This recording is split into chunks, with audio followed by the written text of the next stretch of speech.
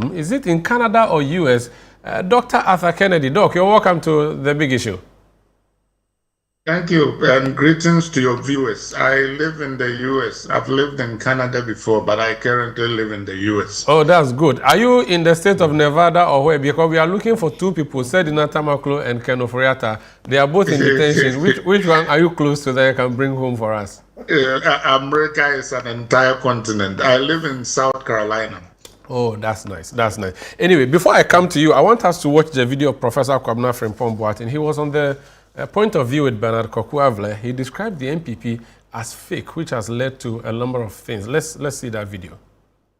The present NPP is not NPP, it's fake. What? Yeah. What I see now, it is not the NPP I used to know. But the question still stands. Do you still consider yourself a member of the NPP? Not the fake one. So which one is the real one? The real one is there. It's a virtual thing, and the members are there in the background. You think that... I don't understand. Now look at how they elected their last flag bearer. You know, twist the arms of weak and... This is for the 2024 election? Yes. Twist people's arms, bribing delegates, and intimidating others to get a flag bearer. You know, this is the beginning of corruption, and this should not be allowed in any serious situation or any serious party. And there were issues. We lost the elections badly, and we did not deal with the issues that led to the losses. And then we still want to go in there, and I think it would be a train wreck if they elect the old flag bearer. So your November article around how the NPP is proceeding suggests that you don't have confidence in the processes of electing a flag bearer? No. Really? No. Is your problem with the Dr. Bawumia or with the NPP? No. Bawumia is a very nice person, but being nice alone is not enough to be to lead in Nkrumah's Ghana. But he's not just a nice person. He's worked at the African Development Bank. He's been vice president for 8 years. He's an economist. So he's a professional. Yes, but you see, the thing is that why do you think that economists are the people who create jobs and who create wealth? They are not the ones. That's Professor Kwabena Frimpong-Boateng speaking to Bernard Avle on their point of view on ChannelOne TV. Richard Ahyagba, you speak for the New Patriotic Party. First of all, how important is Professor Kwabena Frimpong-Boateng in the scheme of NPP things, and why are you planning to expel him? Because he's very big, isn't it important? Absolutely. He wanted to be flag bearer. He would have been your president, I mean your leader, flag bearer. Absolutely. If he had defeated Akufo-Addo and 16 others. Absolutely. Prof. Boateng is an inherent part of the NPP administration I just went by. He was a minister, is a long-time member of the party, will continue to be in my imagination. The processes that, or the notice that you saw recently talking about his expulsion is a process that is yet to unfold. And so he, beyond the New Patriotic Party, he is a good citizen who has acquitted himself creditably in terms of his profession, has earned very good repute for this country. So he's an asset, a state asset. And to that extent, an asset for the NPP, which is a pride point. And so there cannot be any effort to remove him without cause. And I want to emphasize that, to remove him from the party without cause. And so there isn't any plan to remove him unless there is a reason to do so. So that's the answer to your question. Now, so where's the but? Is there a reason to want to remove anybody? Okay, so let me just do the connection. Now we have established he's an asset to the New Patriotic Party, to Ghana, and so therefore a big personality that we are proud as an NPP to embrace. But from the biggest asset of this country, who is a member of the New Patriotic Party, to the smallest asset or person in Ghana who is a citizen and therefore has some rights under our constitution, and a member of the New Patriotic Party, there's no discrimination as to how our laws, be it the constitution or any other laws, and in our party constitution applies to them as members of the party. There's no discrimination. So however big you are, however small you are, the rules and the provisions of our constitution applies to all the same. And I think that's the principle across every jurisdiction and in our country. And so there can only be a reason why you ought to be removed. And if you have to be removed, it shouldn't be with reference to your stature. It should be with reference to what the reason is for which any process like that should. Talking about reason, so his reason for saying that your party is fake, he has outlined that. He has explained that the current NPP leadership is not fit for purpose. As a member of an association, is he not allowed to criticize it, which is what he appears to have done? Yes, but... Or you don't accept, you're not tolerant of critics? You can, except that as a party we have rules within which people should engage. Otherwise there'll be chaos. And so as a member, there's a burden that I carry, that Prof carries, that a new person who registered to be part of the NPP carries in terms of his conduct. And it's a duty that every member has. And key among that is a duty to protect or to promote and defend the good name of the party. Now, if you put that side by side, what the Prof has said, I am not going to pronounce judgment. It is only the disciplinary committee of a party that can reach that conclusion. But it falls short, on the face of it, of promoting and defending the good name of the party. To say that, I'm not even going to go to the question of the leadership fit for purpose or not, but to say that the party as we have it is fake is an indictment to a party that Professor Frimpong-Boateng, with all his attainment, okay, would consider being part of a party that is fake, okay, and say so about his party. A party that has governed this country and has brought Ghana to where we are. I don't think that is proper for any group of people, okay, to have a situation like this. It's like President Mahama going out there and saying or bad-mouthing Ghana. As citizens, will have to call him to order. There could be a basis to impeach him because he promised, he pledged, actually swore to uphold the Constitution. And so that's contrary to the provision of our party constitution that says that you as a member must be able to promote and defend a good enough party. Doesn't mean you can't criticize, but there's an environment within the party, within which you can then bring those criticisms to be addressed. So where did he cross the line? Is it the word he used that made him cross the line, or because he made it public? Yeah, yes. So there's an internal environment to address that matter. So including the party leadership is not fit for purpose. You can criticize that. There's an environment within the party. So you should say it privately, not publicly. No, not you can say no. Within that environment is public. But you have 4 million party base, you claim. And yes. If he doesn't say it on the point of view with Bernard, how would those people hear that this is view? Well, the people who are, of course, so you can look at the functional structure of the party. So from national all the way to polling station, those are the people tasked to deal with the concerns he has raised. With the party is fake. 2, the party leadership is not fit for purpose and all of that.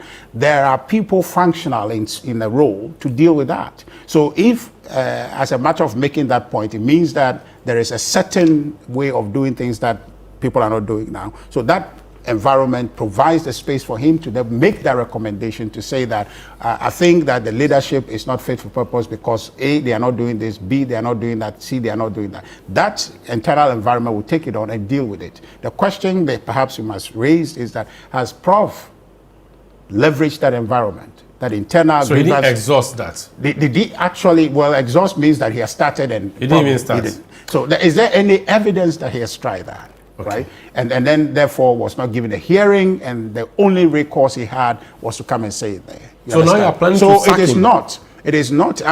So I'll get to that. Yes. But it is not to be viewed. And I've seen a lot of very important members of the party, and I'm sure Dr. Kennedy Atta Kennedy will engage the subject matter. And what I'm hearing from these notable members of our party saying is that, oh, you can't sack him if you sack him this. But the point is that you resort to chaos. The same situation Prof is complaining about. If you can't have discipline and anybody can say anything anyhow, what they are saying cannot obtain. Because if you think that big people are part of the party, and those people who says that, oh, Prof Boateng can't, are you happy for him to describe your party in public, okay, as a fake party? Are you happy that you, a very reputed person, a very accomplished person, part of a fake party? You understand? You have to shake yourself so that everything... So I'm saying that that is why the internal environment exists, to self-correct. You understand? To deal with it. Because if the NPP is supposed to be a perfect institution, we won't need any national leadership. We need a constituency, regional leadership, or police station. Well, naturally things should be happening because we are naturally perfect. Okay? That cannot be. And so because we have people in role and they are fallible, and because people are fallible, you get to a point where we judge and build an environment that gives us the best output or the best projection we want the public to see. In that spirit, Prof had the opportunity to deal with this matter internally.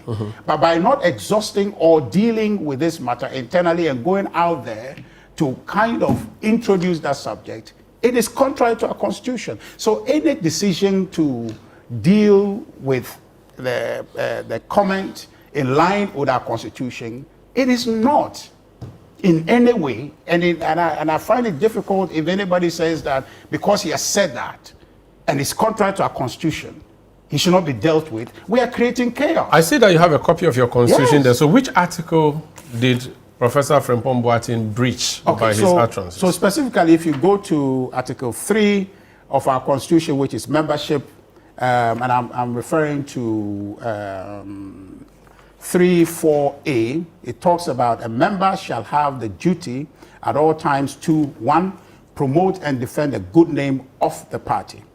2, to protect the unity of the party. Now, also again, let me just read 4 of A, which says, abide by and publicly uphold the decision of the party. Now, on the issue of the leadership not fit for purpose, it is the decision of the party that has brought them there. You can criticize it within, but when you go out there and denounce them as though that they just impose themselves on the party, that is not abiding and upholding publicly the decision of the party. 2, to promote and defend the goodness of the party. What he said does not promote and defend the goodness of the party. And so if you are a party that wants to uphold the rule of law, which is what your constitution, I independently, voluntarily agree to be part of the NPP to adhere to this dictate, I must subject myself to the constitution and where I go when I go against it. So that cannot be selecting and targeting people. What? So those who are saying because you want to remove Prof Boateng, then you have to remove me too, they are not averting their minds to the constitution of the party, which they are proud of. Well, when Bernard asked him, so which party where is the NPP? He said it is virtual. Yeah. Have you thought of the possibility that there are millions of people who think like Frimpong-Boateng, who do not trust in the current leadership of the party, which leadership sent the party into an abysmal defeat or gave the party an abysmal defeat ever since you started recording your performance at the polls, and that these people do not trust in the leadership, and to the extent that they don't trust, whatever you're doing now is just for a select few, and that the larger majority party agree with Professor Frimpong-Boateng. Have you done that introspection? Yeah, well, I'll get to that. But you see, well, of course, I think just a small point.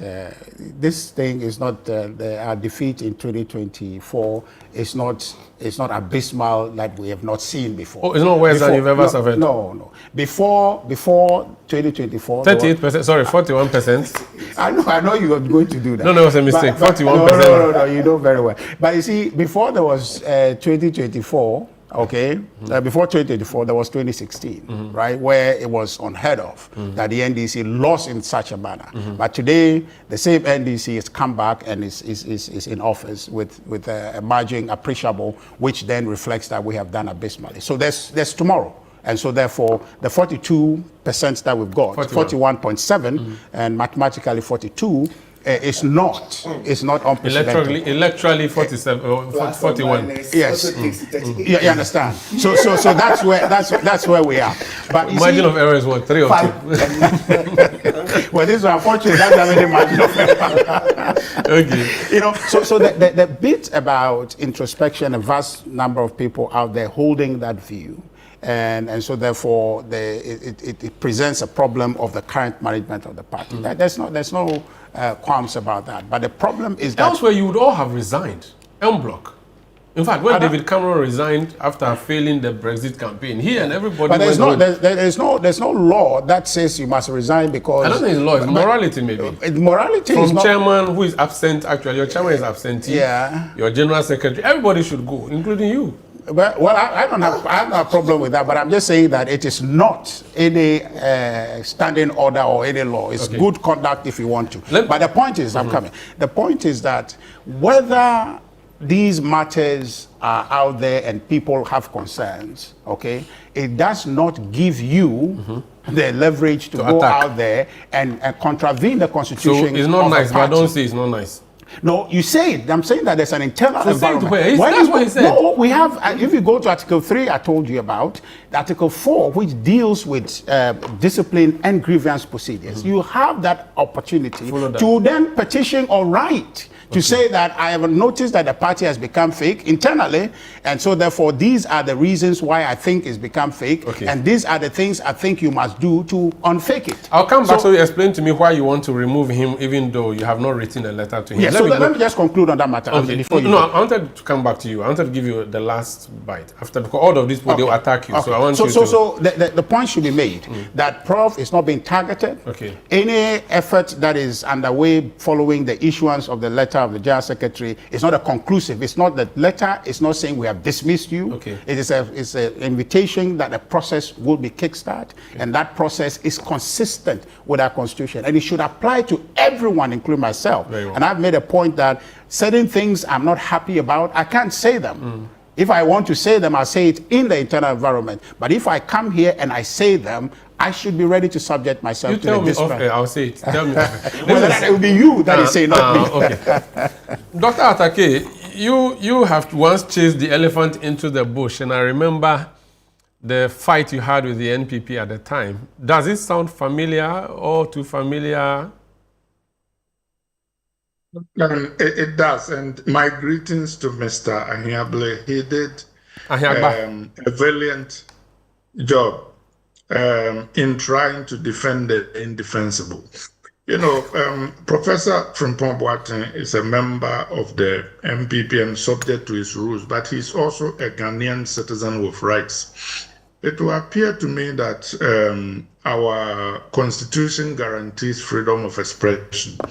And I think that my brother Richard and a lot of other people kind of don't seem to be able to make up their minds as to whether a political party is a public institution or a private club subject to private rules. I think that Professor Frimpong-Boateng was standing firmly on the rules and constitutional privileges that he enjoys as a citizen.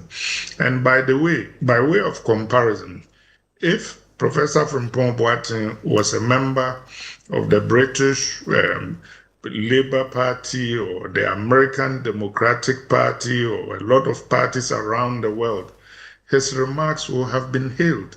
And not only that, looking at global standards, I watched the interview and I thought that 97% of it was excellent. It should have made every Ghanaian proud.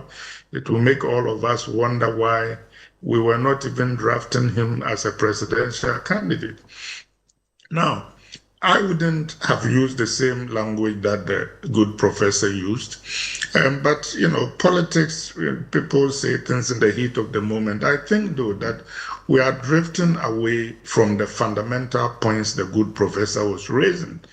He was talking about the underlying reasons why we lost 2024, bad governance, the same people who led us to that abysmal position have repackaged themselves and are seeking higher offices elsewhere around the world. That is not how parties behave.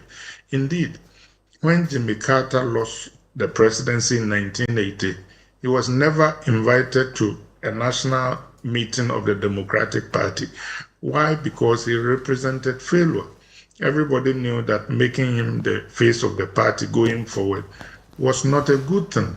I think that the other thing that Richard didn't address is what most of us call the party's inconsistency. If indeed the professor needs to answer for what he did, and I actually even think the process is dubious. He said that at 10 p.m. and by the next morning there was a statement. When did the National Executive for Leadership of the party meet to take a decision as to whether he should be referred to the disciplinary committee? The acting chairman of the party didn't seem to know anything about what was done. Not only that, even admitting without assuming that the Prof is guilty, I think that people like Abronye and Honorable Kennedy Japan and many others that I can list, including my good self, have said critical things about the party and nothing has happened. Actually, when he said that the primary that got Dr. Bawumia the nomination was rigged, he was not the first person to say that. Honorable Kennedy Japan said that on TV. He talked about Wale Wale, where he said the chairman told him that you had 92 votes, but I put them in my pocket because I promised Dr. Bawumia will give him 100%. It's on tape. Why is it that we haven't heard anything being done about that? I think, and of course, if we are going to, in effect, discipline people who have done bad things against the party, what about the 1.2 million NPP members who went into the voting booths and voted for President Mahama? So those people, as Boakye Jaakon said, have resigned in their hearts. What are we going to do to them? I think, my brothers, that we need to have serious conversations about how perhaps the most vibrant political party in sub-Saharan Africa at one time has become a shadow of itself. So when the professor says the NPP has become fake, I think maybe he is using inappropriate words to fundamentally underline the fact that we are on the wrong path. Elsewhere in the world, including the US here, the people who lead parties to great defeats and will not be lining up for another chance at getting bigger jobs. There is all these facile arguments about who led us to defeat and who was an aplanke and who wasn't in charge of that. I have decided not to engage those things because I think the process is flawed. And Rahia Blue was dancing on the question about whether people who lead parties to defeat and others should resign. I tell people the story that in the Japanese tradition, when people do things very bad against their country or their party or whatever, they commit suicide. In China, they get executed.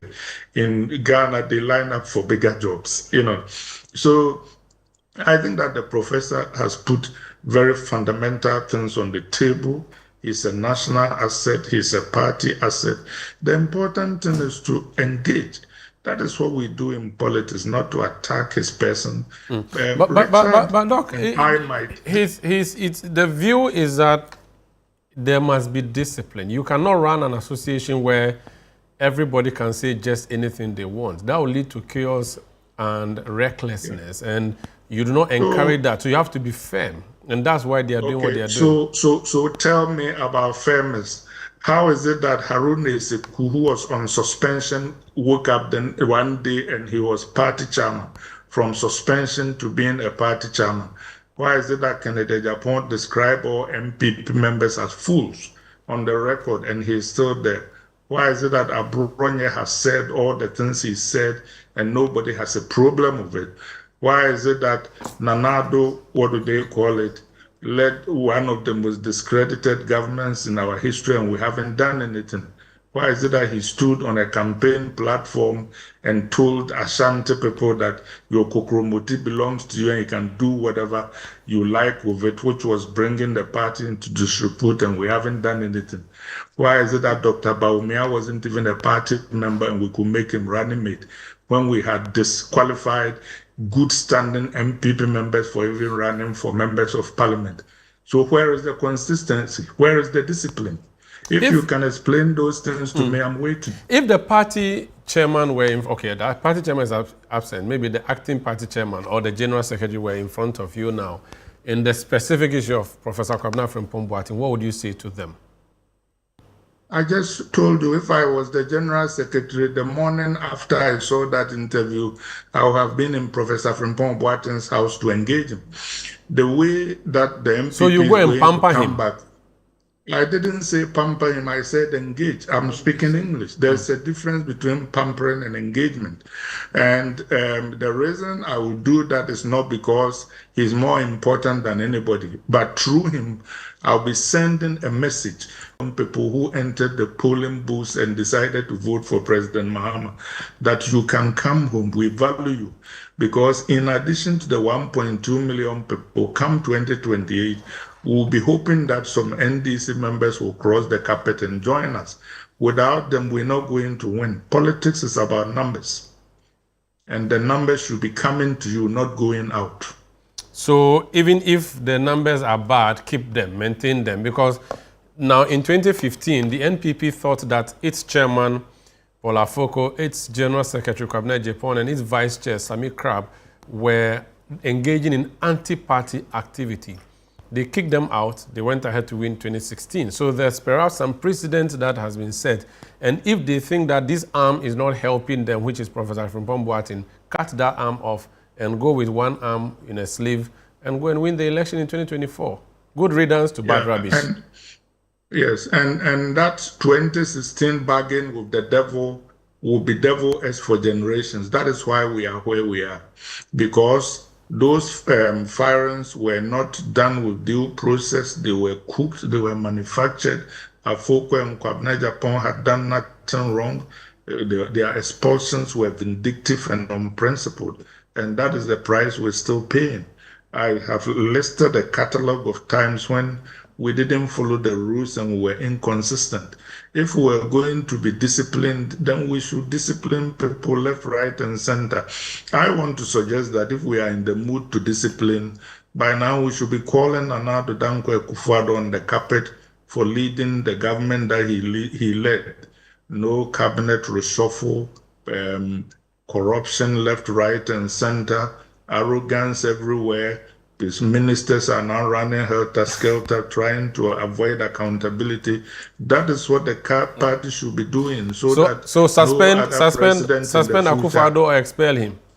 I think he should be answering questions. Like Ahiabule said, I believe in due process. I do not want to presume that he's guilty, but it will be a very sanguine and restorative effect if the party can call to order those who have led us to this debacle instead of encouraging them to seek higher offices. Okay.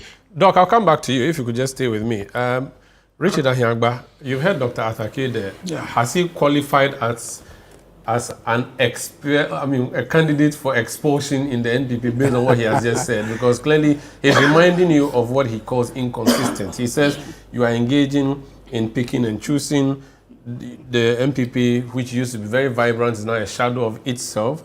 He talks about the sudden communication of the plan to expel without the chairman's knowledge. He believes that Nana Akufo-Addo should be the one to be held to answer questions, for instance, if you really wanted to punish people for engaging in quote-unquote anti-party behavior. Would he be expelled? Well, I don't know. I have to take some time to process what he said. But I think I agree with Doc largely in seeing that the New Patriotic Party is It's a very important political party in Ghana, and therefore its management requires that seriousness. But you see, it takes all of us to do it, and there cannot be any second guessing the fact that we're a human institution and therefore we're a work in progress. And all of our members, including himself and the good professor, must come to the table to help build the new patriotic party. And that's what the NDC did when it lost abysmally.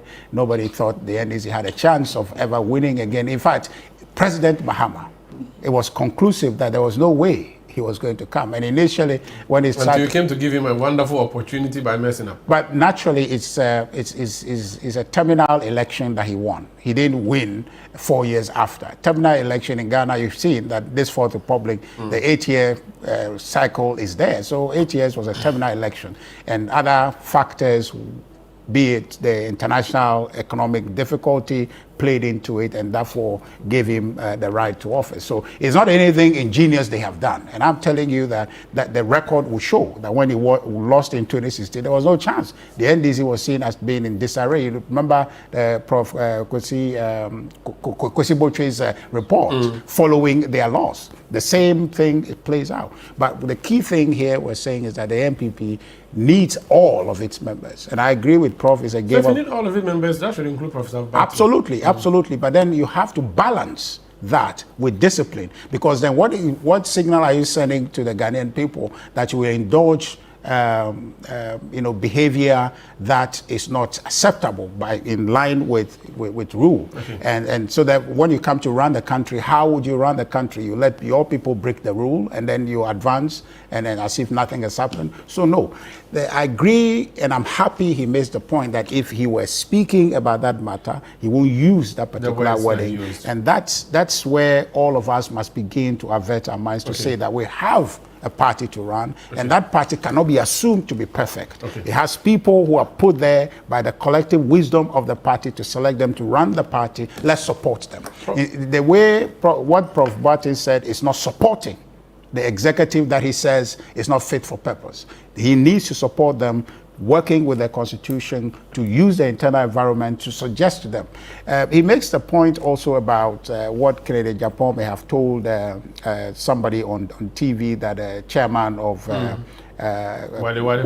had maybe one of the constituencies in the Northeast have told him that he had the vote and his is in his pocket and all that. You see, so that's why it's important. If he had petitioned that this is what I've heard, then there will be a hearing. There will be a petition record. for Frimpong-Boateng. You took judicial notice of it. No. I'm talking about a corrective measure in terms of ensuring that these matters are dealt with. So what maybe you're afraid of Kennedy Japan as a party. No, but he said Jimmy for. Yes, but you see, the point is allowed him to stay. The point is that you set a standard.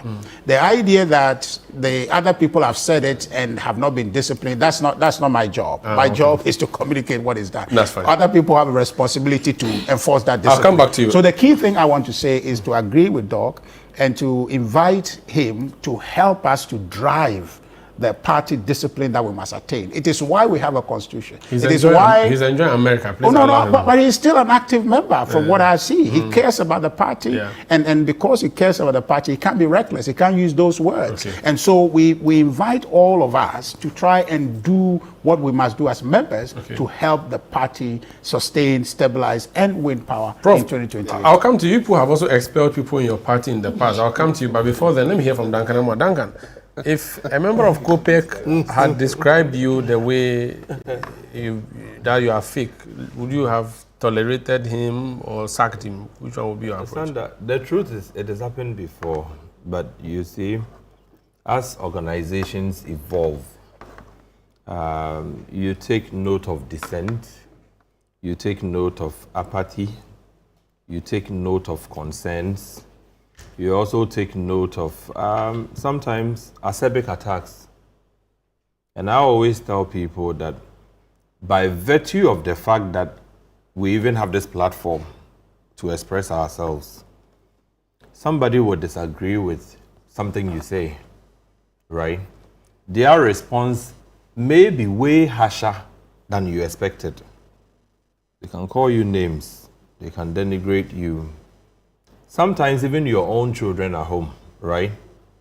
They would go to the extremes. But for those of us on the civil society front, the truth is that we would want an all-encompassing country that tolerates dissent, that tolerates criticisms, that tolerates concerns, or that tolerates even acerbic attacks sometimes.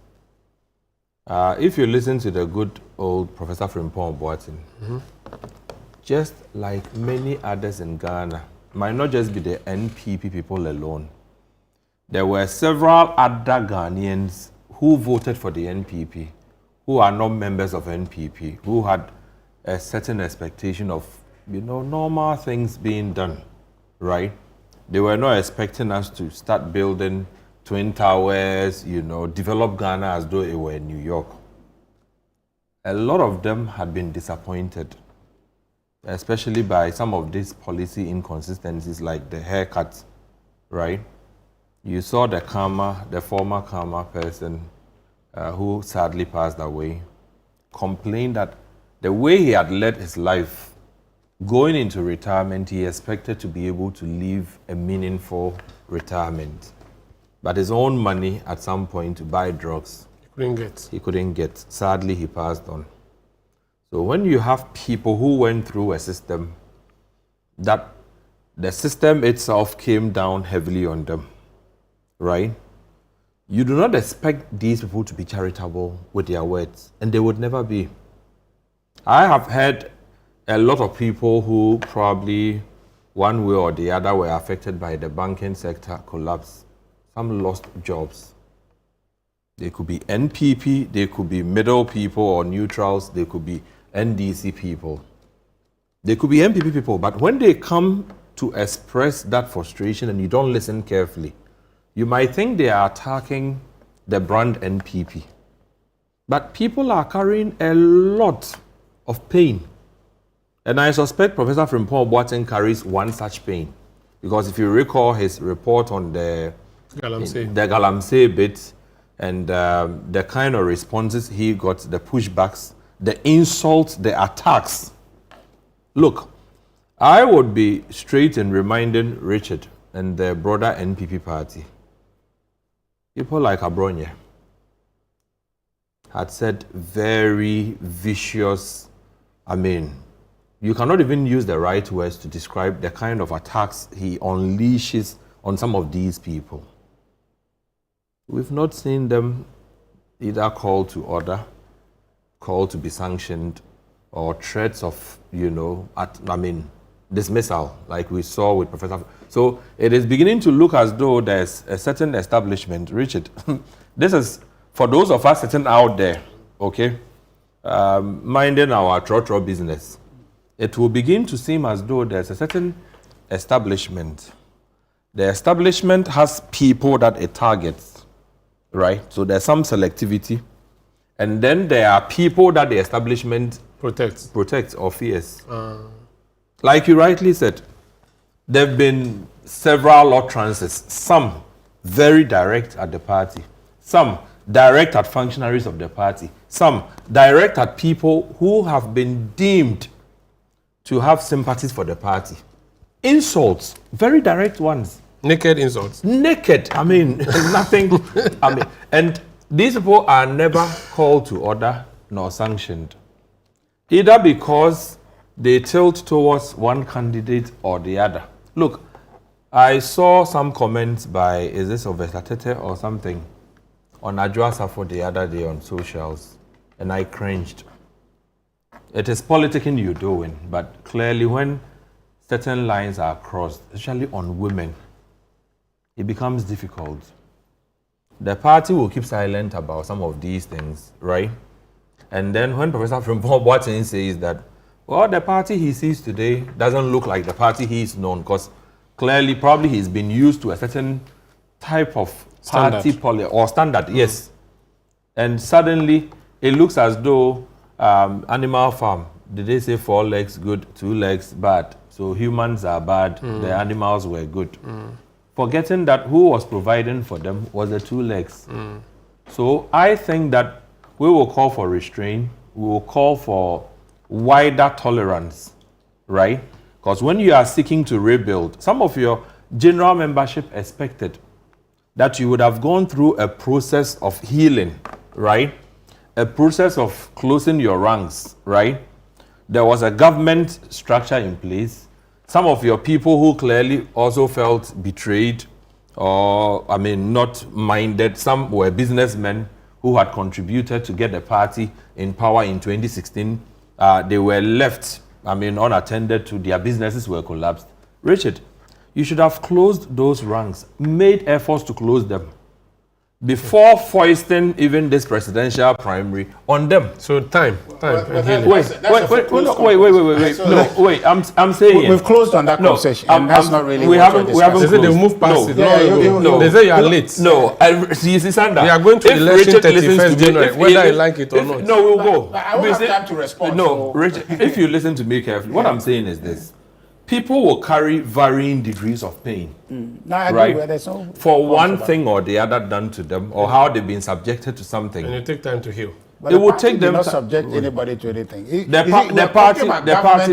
They are two different. The party produced the government. But then the government did not emerge from, Pluto. It was the party that birthed the government. Did not run the same the way, if the NDC party today... the party did not run the government. The party's general secretary sits in your cabinet. He sits, but he discussed political issue, not the governance. The issue is the bridge between the party and government. Are you trying to say that it's the party that determines government points? Yes. No. Exactly. No.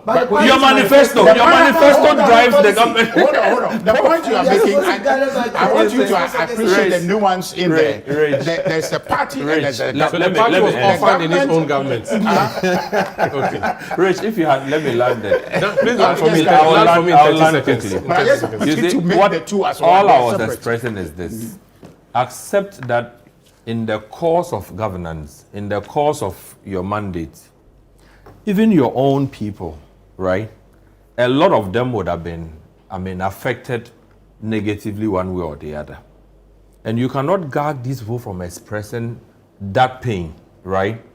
So like Dr. Akhtar Kennedy said, if he had a chance, the moment he heard some of these, statements, it would have been proper to just go to the man and say, oh, Prof, whatever we have done, forgive. Whatever we have not done. Treat him with kid gloves? No, treat him with some care. Who is he? Why should he be treated like because that? Because he is one of the numbers you need for the 50 plus only one. Only one time. No, the plus one.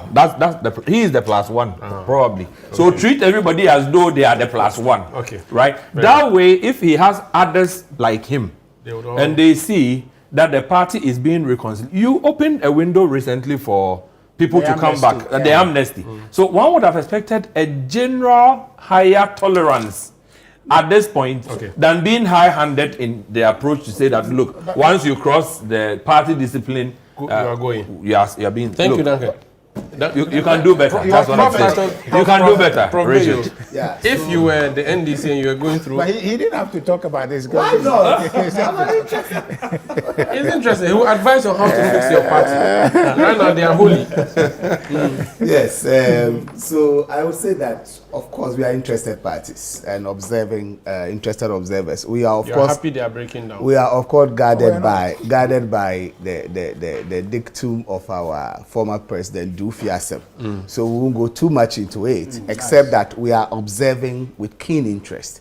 And Ghana doesn't want to be a one-party state. We want to have a credible opposition, to put government on its toes, to ensure that there is proper governance and provide alternatives that can shape how government goes. But it's interesting. I should say that Professor Frimpong-Boateng, as a medical person, he has been my teacher, and I respect him so much. I hold him in very high respect, politics aside, everything aside. And I'm not surprised. He's been someone who, right from his academic freedom, would always want to express exactly how he feels. You may have a different opinion on how he should have said it, what he should have said, but when he's convinced of something, in fact, the level of conviction that it took him to establish the National Cardiothoracic Center against all sorts of opposition, you can go read his books, and then you know the kind of person he is.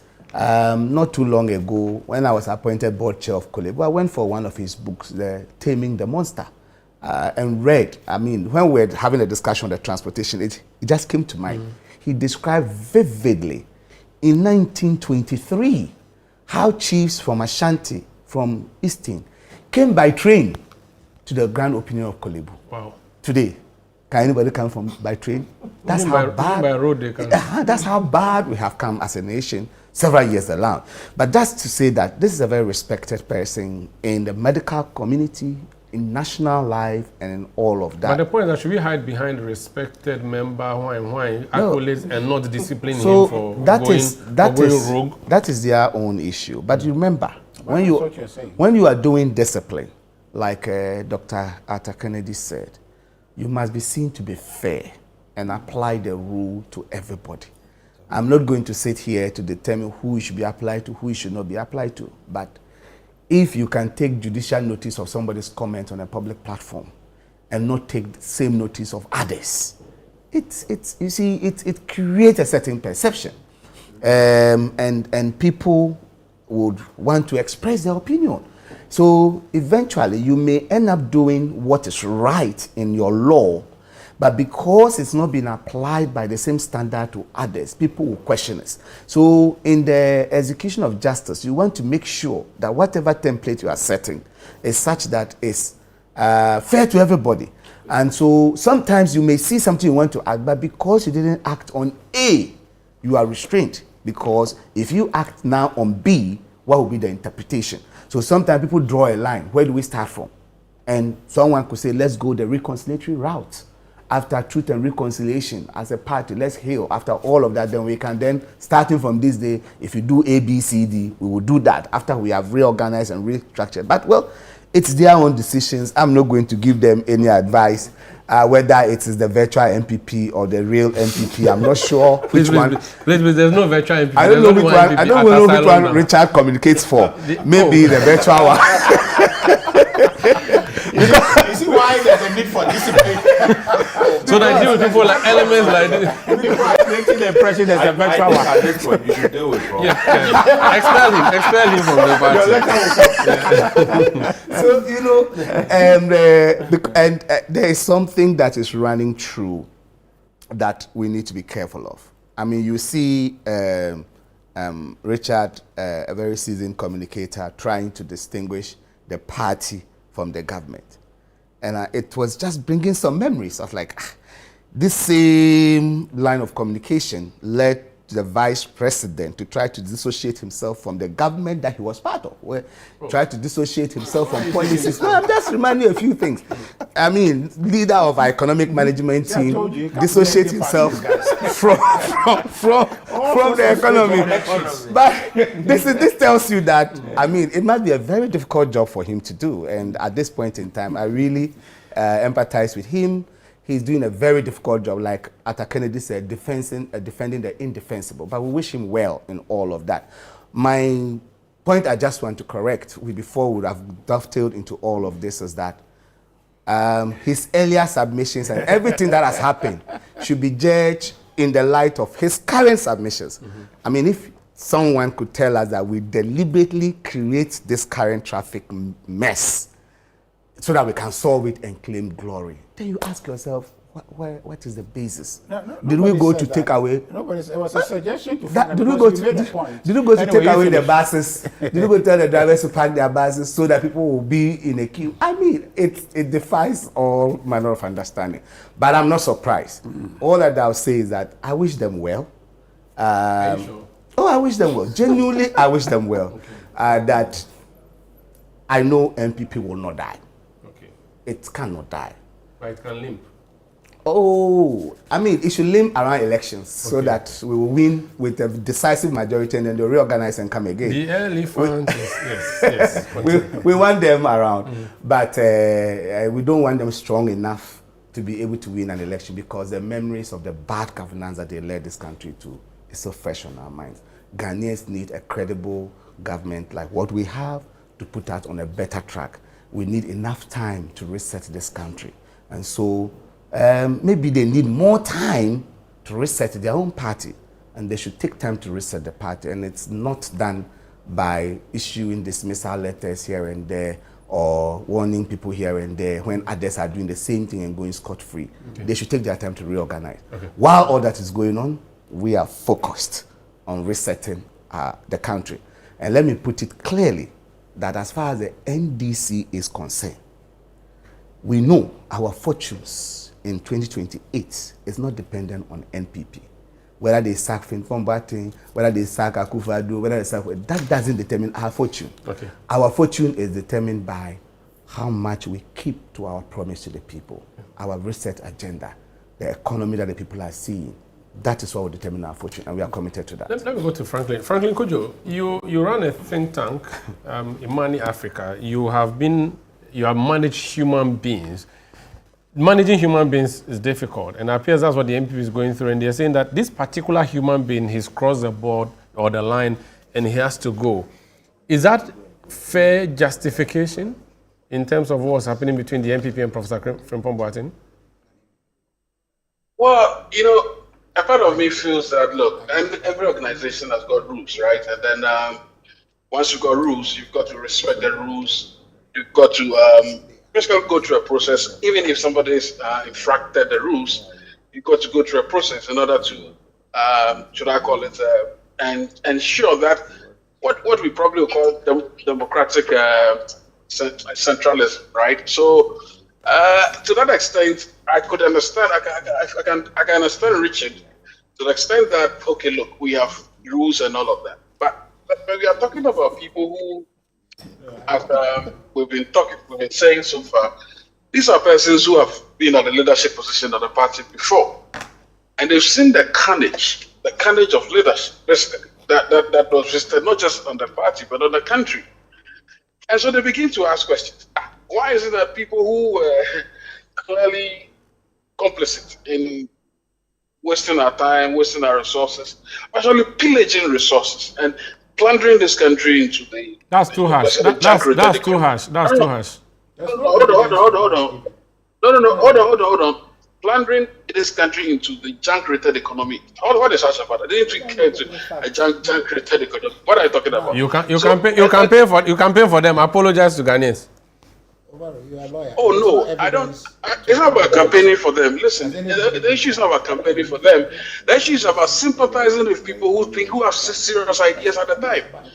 Look, I thought anyway. Don't derail me because that's not what we're talking about. Look, so yes, and I feel strongly that if somebody like Frimpong-Boateng has come out to say, look, even within government, I was commissioned to look into a very serious matter like Galamsey. Eventually, what did Galamsey let them out?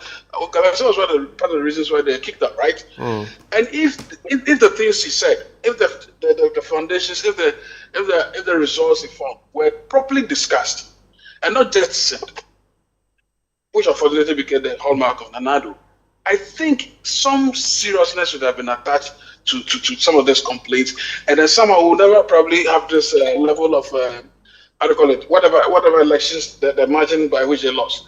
I'm just trying to tell you that the indiscipline, which Frimpong-Boateng talks about, is actually from the center. So you look at some of the decisions they took while back in office, just too much indiscipline. And so to the extent that this man now feels that, look, even the people who are claiming to be part of the process are indisciplined. What is this that we are trying to do? I don't even want to come up with the other accusations about people who have said worse things. But this is a gentleman who says, look, I don't think this party is, he thinks it's not a real party, that is fake.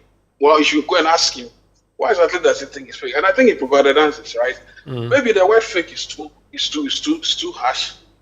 But look, it takes a certain level of humility and candor to accept that, look, the thing, and I don't think Prof is just talking about the party, he's talking about the country. And I think that's a distinguishing part people do not realize. But Franklin, I've heard him in other interviews subsequent where he said he won't even go and respond to the next invitation to come and say nothing. In fact, when they said they were sacked, he said they rather have to be sacked and that he's not going anywhere. It sounded very confrontational. Can you do that in a corporate organization like the one that he belongs to? But it tells you that all levels of respect and candor are broken down, which is exactly the point I'm trying to make, that if you witness some of these things from close quarters, that's what is happening here. Even the people I respected don't even care two hoots about whatever we are saying or whatever we are doing. Then come back to the grounds, you come back to the middle and the lower levels, people are just talking bad. Richard is a fine gentleman. When I hear Richard talking about making noise, like there are two regional ministers, regional chairman. I can't stand those people. In fact, anytime they speak, I think the party loses a lot more people immediately they speak. Who? I'm sure you know the people that are talking about. I mean, look, what's it called? The Ashanti region guy, and then the other guy from the Western or whatever. So they should be guys just don't communicate. They don't communicate sensibly. I'm sorry. Oh. And you can't, Richard, you can't be part of a group that I don't know what you do. Don't you have a template for communication? Maybe my own Dennis Mirakabaji that I used to really hold in high esteem. During the election, he was just either lying or completely just insulting everybody. You don't build a party by doing that. You don't convince people by doing. So look, these things that we are talking about, I think it's important that we take a critical look what has happened to the party, and then make sure. I'm not saying they should weed out all those people, but it's important to sit them down. And I wish Jake was alive. They would have probably been taken to a proper school to understand that look, the NPP party, central centrist in terms of thinking, center right, which maybe, but that's why sometimes people say that some of us demanding we are NPP. Well, of course, we lean towards the central right thinking, but unfortunately, there's no way. What they're doing, obviously, is entirely different. But you see, if we had that type of respectable people who would just shepherd all these messages, I don't think we get to this extent. So the party lacks leadership. So you're saying, they don't do it. Frankly, you're saying that the NPP currently lacks leadership. That's why you're remembering Jacob Tanka Obechebi Lamte. Oh, it's an acephalous society right now. That's headless. It's a headless society. Sure. Frankly, I don't even know who will listen. They have an acting chairman, general secretary, everybody. Are saying they have nothing. Oh, the center is not holding. Let's look at the things they write. Look at anytime something happens, look at the strength of communications. Oh. And by the way, Richard typically does not play in that league. But look at the people who talk. Even if they go and write some, you read the thing, I don't even understand. So I'm like, is this some school club or that has gone wild? Frankly, it's okay. It's okay. They'll expel you. They'll expel you. They'll expel you from the center right. I'm not. I don't know about that part. What I'm trying to say is that it pains me because we want to see competitive ideas being fought to lead the country. But look, the NPP should realize that. So, as we speak right now, you see, it's not 2016, 2017. It's not the same as this year, right? 2020, 2024. They had committed several infractions, very, very huge infractions, far beyond what John Mahama did, right? Come on, who gave us a junk return? Who took us to the army? Who gave us a haircut? Who said I will not go to the army? And then actually lying through the teeth, I will not go. Then you went. Come an account to you, say, oh, you said he's a brave coward. He's a brave coward. No, that's what we are going to talk about next. So I would want you to stay on for me. Dr. Atake, do I still have you? Yes. I'll come back to you because I want us to come to the United States of America. The Sedina Tamaklo issue, she's going to be brought down. Well, I don't know whether she'll be brought down or not. Ken Ofureta has been arrested. Sedina has been arrested. We'll talk about how that can be dealt with, but I'll also give Richard the final concluding remarks on Professor Frimpong-Boateng. But let me just take this quick break and then we'll return to talk about that. This is a big issue. We'll be back.